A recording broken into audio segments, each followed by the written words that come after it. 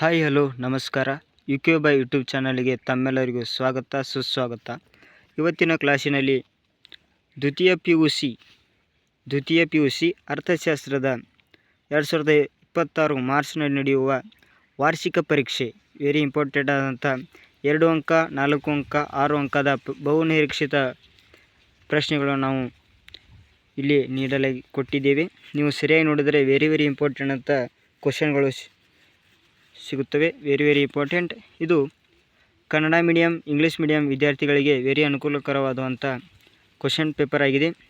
Question paper ತೆಗೆದಿರೋಂತಹ ನಾವು ತೆಗೆದಿದ್ದೀವಿ. ಇಲ್ಲಿ 2 ಅಂಕದ ಪ್ರಶ್ನೆಗಳು, 4 ಅಂಕದ ಪ್ರಶ್ನೆಗಳು, 6 ಅಂಕದ ಪ್ರಶ್ನೆಗಳು, ಇಲ್ಲಿ ವೆರಿ ಇಂಪಾರ್ಟೆಂಟ್ ಆದ ಪ್ರಶ್ನೆಗಳು ನಾವು ಕೊಟ್ಟಿದ್ದೇವೆ. ನೀವು ಸರಿಯಾಗಿ ನೋಡಿ ಅಂತ ಹೇಳ್ತಾ ಈಗ 2 ಅಂಕದ ಪ್ರಶ್ನೆಗಳನ್ನು ನಿಮಗೆ ಹೇಳ್ತೀನಿ, ಸರಿಯಾಗಿ ನೋಡ್ಕೊಳ್ಳಿ. Very important. ಮೊದಲನೇ ಪ್ರಶ್ನೆ 2 ಅಂಕದಲ್ಲಿ ಮೂಲ ಆರ್ಥಿಕ ಚಟುವಟಿಕೆಗಳನ್ನು ಪಟ್ಟಿ ಮಾಡಿ. Very important. ಹಾಗೆ ಇಂಗ್ಲೀಷ್ನಲ್ಲಿ ಸಹ ಕೊಟ್ಟಿದ್ದೇವೆ. List the basic economic activities. Very important. ಈಗ ಮುಂದಿನ ಪ್ರಶ್ನೆ ಆರ್ಥಿಕತೆಯ ಕೇಂದ್ರೀಯ ಸಮಸ್ಯೆಗಳನ್ನು ಹೆಸರಿಸಿ. Name the central problems of any economy. ಮುಂದಿನ ಪ್ರಶ್ನೆ ಮಿಶ್ರ ಆರ್ಥಿಕತೆಯ ಎಂದರೇನು, ಒಂದು ಉದಾಹರಣೆ ಕೊಡಿ. What is the a maximum economy, give and explain. ಮಿಶ್ರ ಆರ್ಥಿಕತೆ ಎಂದರೇನು, ಒಂದು ಉದಾಹರಣೆ ಕೊಡಿ ಅಥವಾ ಅರ್ಥವನ್ನು ಬರೆಯಿರಿ. Very important. ಹಾಗೆ ಅನುಭೋಗಿ ವರ್ತನೆಯನ್ನು ವಿವರಿಸುವ 2 ವಿಧಾನಗಳನ್ನು ಯಾವುವು ಅಂತ ಕೇಳಿದ್ದಾರೆ 2 ಅಂಕದಲ್ಲಿ. ವೆರಿ ಇಂಪಾರ್ಟೆಂಟ್ ಆದಂತಹ ಕ್ವಶನ್ ಇದು. ಬೇಡಿಕೆ ನಿರ್ಧಾರಗಳನ್ನು ಪಟ್ಟಿ ಮಾಡಿ. ಕೆಳದರ್ಜೆ ಸರಕುಗಳನ್ನು ಎಂದರೇನು, ಉದಾಹರಣೆ ಕೊಡಿ. ಬೆಲೆ ಬೇಡಿಕೆ ಸ್ಥಿತಿಸ್ಥಾಪಕತ್ವದ ಯಾವುದಾದರೂ 2 ವಿಧಗಳನ್ನು ತಿಳಿಸಿ. ಏಕಾತ್ಮಕ ಒಲವು ಎಂದರೇನು. ದೀರ್ಘಾವಧಿ ವೆಚ್ಚಗಳು ಯಾವುವು, LRAC, LRMC. ಹಾಗೆ ಅಲ್ಪಾವಧಿ ವೆಚ್ಚಗಳನ್ನು ಹೆಸರಿಸಿ. TFC, TVC, TC. ಇನ್ನಿತರ ಸಹ ನೋಡ್ಬೋದು ನೀವು. ಇವು ವೆರಿ ಇಂಪಾರ್ಟೆಂಟ್ ಅಂತ ಪ್ರಶ್ನೆ 2 ಅಂಕದಲ್ಲಿ ದೀರ್ಘಾವಧಿ ವೆಚ್ಚಗಳು, ಅಲ್ಪಾವಧಿ ವೆಚ್ಚಗಳು ಹೆಚ್ಚಾಗಿ ಕೇಳಿದಂತಹ ಪ್ರಶ್ನೆಗಳಾಗಿವೆ. ಮುಂದಿನ ಪ್ರಶ್ನೆಯಾದಂಥ ಪ್ರತಿಫಲದ ಪ್ರಮಾಣದ ವಿಧಗಳನ್ನು ತಿಳಿಸಿ. ಇಲ್ಲಿ ಏರಿಕೆ ಪ್ರತಿಫಲ, ಇಳಿಕೆ ಪ್ರತಿಫಲ, ಸ್ಥಿರ ಪ್ರತಿಫಲ, ಇವು 3 ಪಾಯಿಂಟ್ಗಳು ವೆರಿ ಇಂಪಾರ್ಟೆಂಟ್ ಆಗಿವೆ. ಇವು ಸಹ 4 ಅಂಕದಲ್ಲಿ ವೆರಿ ಇಂಪಾರ್ಟೆಂಟ್ ಆಗಿರುತ್ತವೆ. ಹಾಗೆ ಈಗ 2 ಅಂಕದಲ್ಲಿ ಈ ರೀತಿ ಪ್ರಶ್ನೆ ಕೇಳಿರುತ್ತಾರೆ. ಮುಂದಿನ ಪ್ರಶ್ನೆ ಪೂರೈಕೆ ರೇಖೆಯನ್ನು ನಿರ್ಧರಿಸುವ ಅಂಶಗಳನ್ನು ತಿಳಿಸಿ ಅಂತ ಕೇಳಿದ್ದಾರೆ. ಮುಂದಿನ ಪ್ರಶ್ನೆ ಸ್ಥಗಿತತೆ ಬಿಂದು ಎಂದರೇನು, ಉದಾಹರಣೆ ಸಹ ಕೊಡಿ ಅಂತ ಕೇಳ್ತಾರೆ. ನೀವು ಸರಿಯಾಗಿ ನೋಡ್ಕೊಂಡು ಬರೀಬೇಕಾಗುತ್ತೆ. ಹಾಗೆ ಮುಂದಿನ ಪ್ರಶ್ನೆ ಲಾಭ ಗರಿಷ್ಠಗೊಳಿಸುವ ಷರತ್ತುಗಳನ್ನು ತಿಳಿಸಿ. ಇಲ್ಲಿ ಲಾಭ ಗರಿಷ್ಠಗೊಳಿಸುವ ಷರತ್ತುಗಳೆಂದರೆ 3 ಷರತ್ತುಗಳು ಬರ್ತವೆ. ನೀವು ಸರಿಯಾಗಿ ಬರೆದರೆ 2 ಅಂಕ 4 ಅಂಕ ವೆರಿ ಇಂಪಾರ್ಟೆಂಟ್ ಆಗಿ ಸಿಗುತ್ತವೆ. ಹಾಗೆ ಮುಂದಿನ ಪ್ರಶ್ನೆ 4 ಉತ್ಪಾದನಾಂಗಗಳನ್ನು ಮತ್ತು ಅವುಗಳ ಪ್ರತಿಫಲಗಳನ್ನು ತಿಳಿಸಿ ಅಂತ ಕೇಳಿದ್ದಾರೆ. ಪ್ರತಿಫಲಗಳನ್ನು ನೀವು ಬರೀಬೇಕಾಗುತ್ತೆ. Very important. 2 ಅಂಕದ ಪ್ರಶ್ನೆಗಳಿವು. ಮುಂದಿನ ಪ್ರಶ್ನೆಯಾದಂತಹ ವರ್ಗಾವಣೆ ಪಾವತಿ ಎಂದರೇನು. ರಾಷ್ಟ್ರೀಯ ವರಮಾನದ ಮಾಪನ ಮಾಡುವ 3 ವಿಧಾನಗಳನ್ನು ತಿಳಿಸಿ ಅಂತ ಕೇಳಿದ್ದಾರೆ. 3 ವಿಧಾನಗಳು ಯಾವುವು, ವಿಧಾನಗಳನ್ನು ನೀವು ಬರೀಬೇಕಾಗುತ್ತೆ. ರಾಷ್ಟ್ರೀಯ ವರಮಾನದ ಮಾಪನ ಮಾಡುವ ವಿಧಾನಗಳು. ಹಾಗೆ ವ್ಯತ್ಯಾಸ ಆದಂತಹ ದಾಸ್ತಾನು ಮತ್ತು ಹರಿವಿನ ನಡುವಿನ ವ್ಯತ್ಯಾಸ ತಿಳಿಸಿ. ಇಲ್ಲಿ 2 ಅಂಕ ಮತ್ತು 4 ಅಂಕದಲ್ಲಿ ವ್ಯತ್ಯಾಸಗಳು ವೆರಿ ಇಂಪಾರ್ಟೆಂಟ್ ಆಗಿರುತ್ತೆ. ಇಲ್ಲಿ ವ್ಯತ್ಯಾಸ ಕೇಳಿದರೆ ನೀವು ಸರಿಯಾಗಿ 4 ಅಥವಾ 5 ಪಾಯಿಂಟ್ ಬರೆದರೆ ಸಾಕು, ಆರಾಮ್ 2 ಅಂಕ 4 ಅಂಕ ಪಡೆಯುತ್ತೀರ. ಮುಂದಿನ ಪ್ರಶ್ನೆ ಅನುಭೋಗಿ ಸರಕು ಮತ್ತು ಬಂಡವಾಳ ಸರಕುಗಳ ನಡುವಿನ ವ್ಯತ್ಯಾಸ ಬರೆಯಿರಿ ಅಂತ ಕೇಳಿ. ಹಾಗೆ ಸಾರ್ವಜನಿಕ ಸರಕು ಮತ್ತು ಖಾಸಗಿ ಸರಕುಗಳ ನಡುವಿನ ವ್ಯತ್ಯಾಸ ತಿಳಿಸಿ ಅಂತ ಕೇಳಿದ್ದಾರೆ. ಮುಂದಿನ ಪ್ರಶ್ನೆ ಪ್ರತ್ಯಕ್ಷ ಮತ್ತು ಪರೋಕ್ಷ ತೆರಿಗೆಗಳ ಹೆಸರಿಸಿ. ಪುಕ್ಕಟ್ಟೆ ಸವಾರರು ಯಾರು ಎಂದರೇನು. ಹಾಗೆ ಮಿಗುತಿ ಮುಂಗಡಪತ್ರ ಮತ್ತು ಕೊರತೆ ಮುಂಗಡಪತ್ರ ನಡುವಿನ ವ್ಯತ್ಯಾಸ ತಿಳಿಸಿ. Very important. ಈ ಮುಂಗಡಪತ್ರಗಳ ಬಗ್ಗೆ ಕಾರ್ಯನಿಯೋಜಿತ ಪ್ರಶ್ನೆಗಳು ಸಹ ಕೇಳಿದರೆ 5 ಅಂಕದ ಪ್ರಶ್ನೆ ಸಹ ಆಗಿರುತ್ತೆ. Very important. ನೀವು ಸರಿಯಾಗಿ ಬರೆದರೆ 4 ಅಂಕ 2 ಅಂಕ ಪಡೆಯಬಹುದು. Very important. ಈಗ ಮತ್ತೆ 4 ಮಾರ್ಕರ್ಸಿನ ಅಂಕಗಳನ್ನು ನೋಡೋಣ. ವೆರಿ ಇಂಪಾರ್ಟೆಂಟ್ ಅಂತ 4 ಅಂಕದ ಪ್ರಶ್ನೆಗಳು, ವೆರಿ ಇಂಪಾರ್ಟೆಂಟ್. ಇಷ್ಟು ಓದಿದರೆ ಸಾಕು ನೀವು ಆರಾಮ್ 4ಕ್ಕೆ 4 ಅಂಕಗಳು ಎಲ್ಲ ಪ್ರಶ್ನೆಗಳನ್ನು ಬರೀಬೋದು ನೀವು. ವೆರಿ ಇಂಪಾರ್ಟೆಂಟ್ ಆಗಿದೆ. ಸೂಕ್ಷ್ಮ ಅರ್ಥಶಾಸ್ತ್ರದಲ್ಲಿ ಚಾಪ್ಟರ್ 1 ಅಧ್ಯಯನ ಪೀಠಿಕೆಯಲ್ಲಿ 2 ಪ್ರಶ್ನೆಗಳು ಬರುತ್ತವೆ. Very important. ಮೊದಲೇ ಪ್ರಶ್ನೆ ಏನೆಂದರೆ, ಉತ್ಪಾದನಾ ಸಾಧ್ಯತಾ ಗಡಿಯನ್ನು PPF ಅಂತ ಕರೀತಾರೆ, ಸಂಕ್ಷಿಪ್ತವಾಗಿ ವಿವರಿಸಿ ಅಂತ ಕೇಳಿದ್ದಾರೆ. Very important. ಉತ್ಪಾದನಾ ಸಾಧ್ಯತಾ ಗಡಿ ರೇಖೆ ಗಡಿಯನ್ನು ವೆರಿ ಇಂಪಾರ್ಟೆಂಟ್ ಆಗಿದೆ. ಹಾಗೆ ಮುಂದಿನ ಪ್ರಶ್ನೆ ಆದಂಥ, ಒಂದು ಆರ್ಥಿಕತೆಯ ಕೇಂದ್ರೀಯ ಸಮಸ್ಯೆಗಳನ್ನು ಸಂಕ್ಷಿಪ್ತವಾಗಿ ವಿವರಿಸಿರಿ. Very important. ಇಲ್ಲಿ 3 ಸಮಸ್ಯೆಗಳು ಬರುತ್ತೆ, ಅದಕ್ಕೆ ವೆರಿ ಇಂಪಾರ್ಟೆಂಟ್ ಆಗಿ ಬರೀಬೇಕಾಗುತ್ತೆ. ಹಾಗೆ ಮುಂದಿನ chapter 2 theory of consumer behaviour ಅಧ್ಯಾಯ 2ರಲ್ಲಿ ವೆರಿ ಇಂಪಾರ್ಟೆಂಟ್ ಆದಂತಹ ಕ್ವಶನಲ್ಲಿ ಈ ಅಧ್ಯಾಯದಲ್ಲಿ 4 ಪ್ರಶ್ನೆಗಳು ಬರುತ್ತೆ. 4ಕ್ಕೆ 4 ಅಂಕಗಳು ತಗುವಂಥ 4 ಪ್ರಶ್ನೆಗಳು ಬರುತ್ತೆ. Very important. ಇಲ್ಲಿ ಪ್ರಶ್ನೆ ನೋಡೋಣ. ಬದಲಿ ಸರಕು ಮತ್ತು ಪೂರಕ ಸರಕುಗಳ ನಡುವಿನ ವ್ಯತ್ಯಾಸ ತಿಳಿಸಿ. Very important. ಬದಲಿ ಸರಕುಗಳ ಬಗ್ಗೆ ಬರೀಬೇಕಾಗುತ್ತೆ. ಓನ್ಲಿ 5 ಪಾಯಿಂಟ್ ಬರೆದರೆ ಸಾಕು, ನೀವು ಆರಾಮ್ 4ಕ್ಕೆ 4 ಅಂಕಗಳನ್ನು ತಗೋಬೋದು. ಹಾಗೆ ಮುಂದಿನ ಪ್ರಶ್ನೆ ಆದಂಥ, ಬಜೆಟ್ ಗಣವನ್ನು ರೇಖಾಚಿತ್ರದ ಸಹಾಯದೊಂದಿಗೆ ವಿವರಿಸಿ. ಇಲ್ಲಿ ಬಜೆಟ್ ಗಣ ಎಂದರೇನು, ಅದರ ಅರ್ಥ ಬರೀಬೇಕಾಗುತ್ತೆ. ಹಾಗೆ ರೇಖಾಚಿತ್ರವನ್ನು ತೆಗೆಯಬೇಕಾಗುತ್ತೆ. ಹಾಗೆ ರೇಖಾಚಿತ್ರದ ಒಂದಿಟ್ಟು ಎಕ್ಸ್ಪ್ಲೇನ್ ಬರೀಬೇಕಾಗುತ್ತೆ. 4ಕ್ಕೆ 4 ಅಂಕಗಳನ್ನು ಆರಾಮಾಗಿ ನೀವು ತಗೋಬೋದು. ಹಾಗೆ ಮುಂದಿನ ಪ್ರಶ್ನೆ ಆದಂಥ, ಔದಾಸೀನ್ಯ ನಕ್ಷೆಯನ್ನು ರೇಖಾಚಿತ್ರದ ಸಹಾಯದೊಂದಿಗೆ ವಿವರಿಸಿ. ಇಲ್ಲಿ ಔದಾಸೀನ್ಯ ನಕ್ಷೆಯನ್ನು ತೆಗೆಯಬೇಕಾಗುತ್ತೆ. ವೆರಿ ಇಂಪಾರ್ಟೆಂಟ್ ಆದಂಥ ಔದಾಸೀನ್ಯ ನಕ್ಷೆ, ನೀವು ಸರಿಯಾಗಿ ಓದ್ಕೊಳ್ಳಿ. ಹಾಗೆ ಬೆಲೆ ಬೇಡಿಕೆ ಸ್ಥಿತಿಸ್ಥಾಪಕ ಕಂಡುಹಿಡಿಯುವ ಲೆಕ್ಕಗಳನ್ನು ಬರೆಯಬೇಕಾಗುತ್ತೆ. ಇಲ್ಲಿ ಲೆಕ್ಕಗಳನ್ನು ಬರೆಯಬೇಕಾಗುತ್ತೆ. Very important. ಮುಂದಿನ ಚಾಪ್ಟರ್ ಆದಂಥ 4 ಪ್ರಶ್ನೆ ಏನೆಂದರೆ, ಒಂದು ಉದ್ಯಮ ಘಟಕದ ಪೂರೈಕೆ ರೇಖೆಯು ನಿರ್ಧಾರಕಗಳನ್ನು ವಿವರಿಸಿ. ಇಲ್ಲಿ ಒಂದು ಉದ್ಯಮದ ನಿರ್ಧಾರಕ ಅಂಶಗಳನ್ನು ಬರೆಯಬೇಕಾಗುತ್ತೆ. Very important. 4ನೇ ಚಾಪ್ಟರ್ನಲ್ಲಿ ಮೇನ್ ಇಂಪಾರ್ಟೆಂಟ್ ಆದಂಥ ಕ್ವಶನ್ ಆಗಿದೆ ಇದು.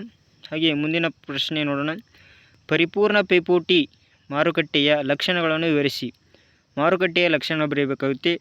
6 ಪಾಯಿಂಟ್ ಬರೆದರೆ ಸಾಕು, 4 ಅಂಕಗಳನ್ನು ಆರಾಮ ನೀವು ತೊಗೋಬೋದು. Very important. ಪರಿಪೂರ್ಣ ಪೈಪೋಟಿ ಮಾರುಕಟ್ಟೆಯ ಲಕ್ಷಣಗಳು ವೆರಿ ಇಂಪಾರ್ಟೆಂಟ್. ಮುಂದಿನ ಪ್ರಶ್ನೆ ಆದಂಥ, ಒಟ್ಟು ಆದಾಯ, ಒಟ್ಟು ವೆಚ್ಚ, ಲಾಭ ಕಂಡುಹಿಡಿಯುವ ಲೆಕ್ಕಗಳು, TR/TC ವೆರಿ ಇಂಪಾರ್ಟೆಂಟ್ ಆದಂಥ ಲೆಕ್ಕಗಳು ನೀವು ಮಾಡಬೇಕಾಗುತ್ತೆ. ಈ ಚಾಪ್ಟರ್ನಲ್ಲಿ ಬರುವಂಥ ಪ್ರಶ್ನೆಗಳಾಗಿರುವೆ ಇವು. ಹಾಗೆ 5ನೇ ಚಾಪ್ಟರಲ್ಲಿ 2 ಪ್ರಶ್ನೆಗಳು ಬರುತ್ತೆ. ಒಂದು, ಶ್ರಮದ ಮಾರುಕಟ್ಟೆಯಲ್ಲಿ ಕೂಲಿ ನಿರ್ಧಾರಕ ರೇಖಾಚಿತ್ರದೊಂದಿಗೆ ವಿವರಿಸಿ. 2ನೇ ಪ್ರಶ್ನೆ, ಬೆಲೆ ಮಿತಿ ಎಂದರೇನು, ರೇಖಾಚಿತ್ರದೊಂದಿಗೆ ವಿವರಿಸಿ. Very important. ಬೆಲೆ ಮಿತಿ ಬಗ್ಗೆ ಬರೆಯಬೇಕಾಗುತ್ತೆ. ನೀವು ಬೆಲೆ ಮಿತಿಯ ಒಂದು ರೇಖಾಚಿತ್ರ ತೆಗೆದರೆ ಸಾಕು, 4ಕ್ಕೆ 4 ಅಂಕಗಳನ್ನು ಆರಾಮಾಗಿ ಬರೆಯಬಹುದು ನೀವು. ವೆರಿ ಇಂಪಾರ್ಟೆಂಟ್ 5ನೇ ಚಾಪ್ಟರ್ನಲ್ಲಿದು. ಹಾಗೆ ಸಮಗ್ರ ಅರ್ಥಶಾಸ್ತ್ರದಲ್ಲಿ ಮೊದಲೇ ಚಾಪ್ಟರ್ ಇಂಟ್ರೊಡಕ್ಷನ್ ಟು ಮೈಕ್ರೋ ಎಕನಾಮಿಕ್ನಲ್ಲಿ ಪ್ರಶ್ನೆ ಏನೆಂದರೆ, ಸಮಗ್ರ ಅರ್ಥಶಾಸ್ತ್ರದ ಉಗಮ ಮತ್ತು ಬೆಳವಣಿಗೆಯನ್ನು ವಿವರಿಸಿ. 4 ಅಂಕದ ಪ್ರಶ್ನೆ ಆಗಿದೆ ಇದು. Very important. ಹಾಗೆ ಹೆಚ್ಚಾಗಿ ಕೇಳಿದ ಪ್ರಶ್ನೆ ಆದ್ದರಿಂದ ಆದಂಥ ಪ್ರಶ್ನೆ ಇಲ್ಲಿದೆ. ಸೂಕ್ಷ್ಮ ಮತ್ತು ಸಮಗ್ರ ಅರ್ಥಶಾಸ್ತ್ರದ ನಡುವಿನ ವ್ಯತ್ಯಾಸವನ್ನು ತಿಳಿಸಿ ಅಂತ ಕೇಳಿದ್ದಾರೆ. ವ್ಯತ್ಯಾಸ ಬರೆಯಬೇಕಾಗುತ್ತೆ ನೀವು. ಇಲ್ಲಿ 4ಕ್ಕೆ 4 ಅಂಕಗಳು ವೆರಿ ಇಂಪಾರ್ಟೆಂಟ್ ಆಗುತ್ತೆ. ಸೂಕ್ಷ್ಮ ಮತ್ತು ಸಮಗ್ರ ಅರ್ಥಶಾಸ್ತ್ರ ನಡುವಿನ ವ್ಯತ್ಯಾಸಗಳು.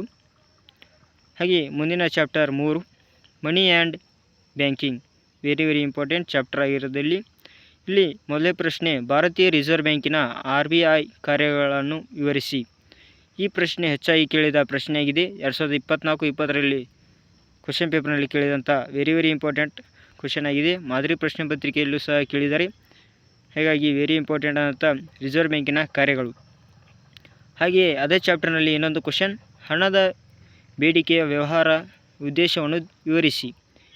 ಇದು ಕ್ವಶನ್ ಆಗಿದೆ, ಇಂಪಾರ್ಟೆಂಟ್ ಆದಂಥ ಈ ಚಾಪ್ಟರ್ನಲ್ಲಿ ವೆರಿ ಇಂಪಾರ್ಟೆಂಟ್.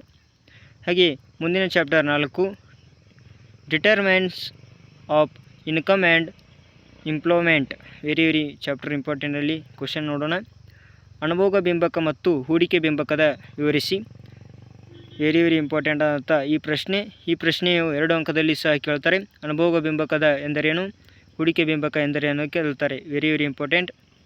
ಹಾಗೆ 4 ಮಾರ್ಕ್ ಕ್ವಶನಲ್ಲಿ ಕೇಳುವಂಥ ಈ ಚಾಪ್ಟರ್ನಲ್ಲಿ ವೆರಿ ಇಂಪಾರ್ಟೆಂಟ್ ಪ್ರಶ್ನೆಯಾಗಿದೆ. ಹಾಗೆ ಮುಂದಿನ ಪ್ರಶ್ನೆ C = 50 + 0.8y ಮಾದರಿ ಸಮೀಕರಣ ಲೆಕ್ಕಗಳು ಬಿಡಿಸಿ ಅಂತ ಕೇಳಿದ್ದಾರೆ.